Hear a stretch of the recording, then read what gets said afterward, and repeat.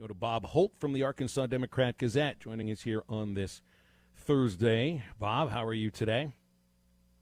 I'm good. I'm really hungry now if you said all that. Well, I know exactly which liner to read every time before you come on here. We get you drooling into the microphone. All right, so we have a couple of people a little nervous about a letdown. You know, when you look at the situation for this game against Georgia Southern Saturday, they run an offense you're not going to see in 10 years and you haven't seen since whenever. It's a week after what feels like the biggest victory for Arkansas football in a long time, a hated rival. You had the sold-out crowd. You had the national spotlight. But the last time we saw Arkansas play against a team that, you know, you didn't have all that stuff going with Rice, it didn't go so well for the first half and a few minutes after that. So, you know, and the Sun Belt's had some success. Arkansas's had some trouble against Sun Belt schools in recent years. You know, and I put all these things together, and I erase still the glow from the win over Texas. You can't blame some people for being a little bit nervous for this game against the Eagles. Yeah, it's a classic trap game, as the term goes, I think. You know, it's between Texas and Texas A&M. And Arkansas is ranked for the first time in 5 years. And, you know, I'm sure the players have been, you know, hearing a lot of accolades in class and, you know, on social media. And, you know, Georgia Southern's a good program. They have a history of winning. You know, they were one of the best FCS programs for a long time when a bunch of national titles moved up to FBS, and they've been to bowl games the last 3 years, returned a lot of starters from an 8-win team, but they've gotten off to a rough start. Obviously, they lost 38-6 last week. They're getting their most experienced quarterback back. He missed the first 2 games on an academic suspension, and they just have the triple option. It's not an offense that, you know, outside of service academies that many people run anymore.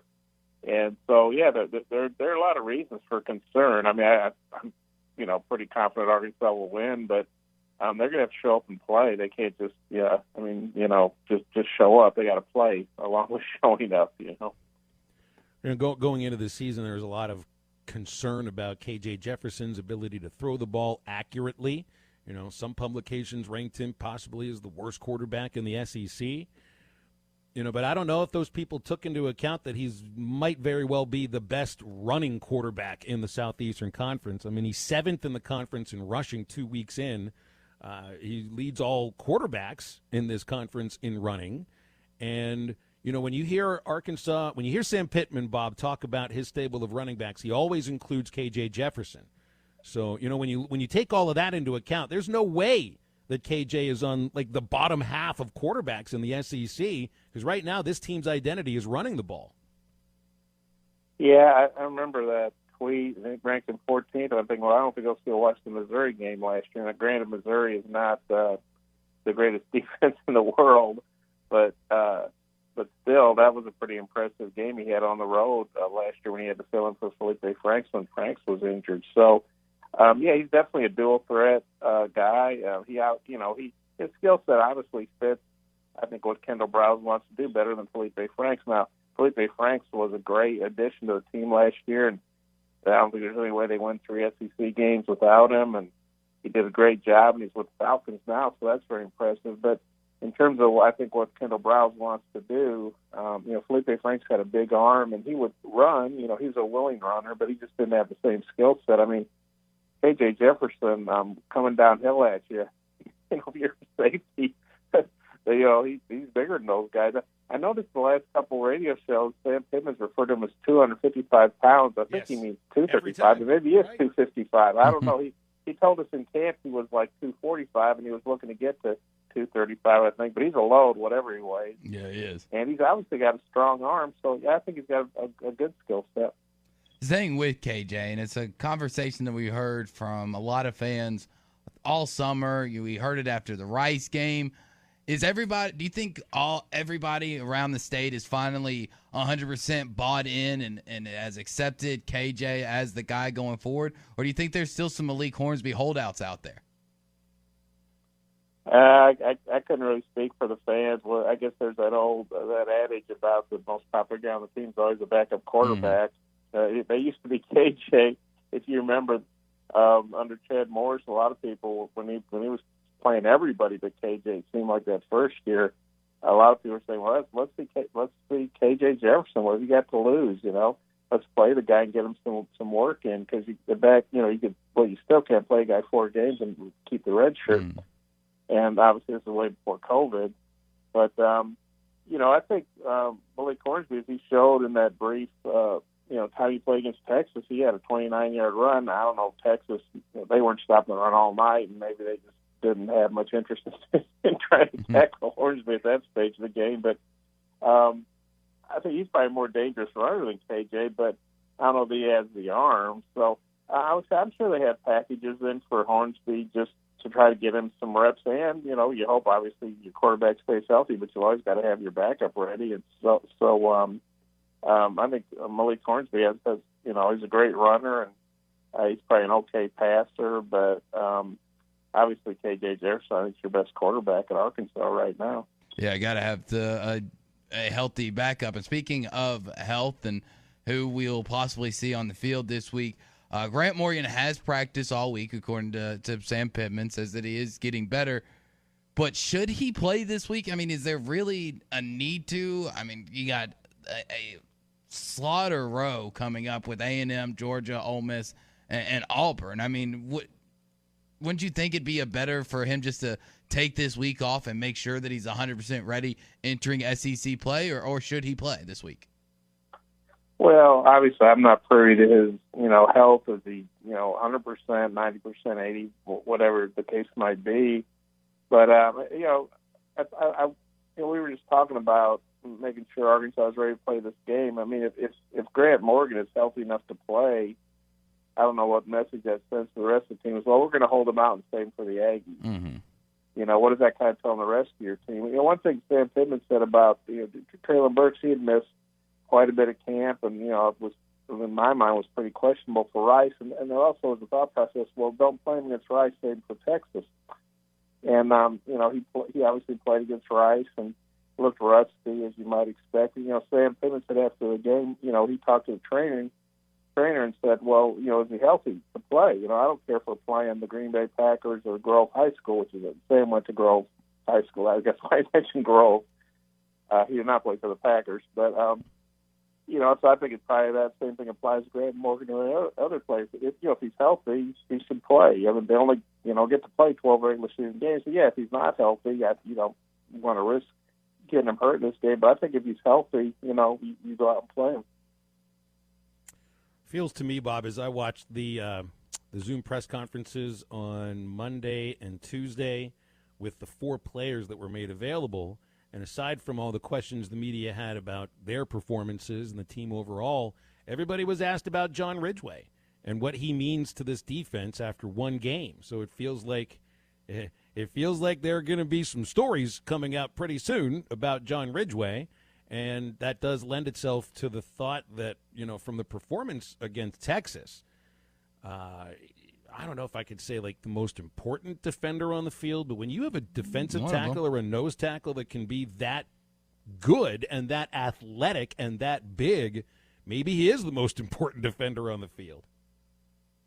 Well, I don't know if he's more important than Catalan or, the linebackers we've talked about. But, yeah, he's a great addition to the team, especially, coming from Illinois State. No offense to Illinois State or FCS teams, but they've got great size, 6'5", 325. You think about the fact, he's getting over that appendectomy.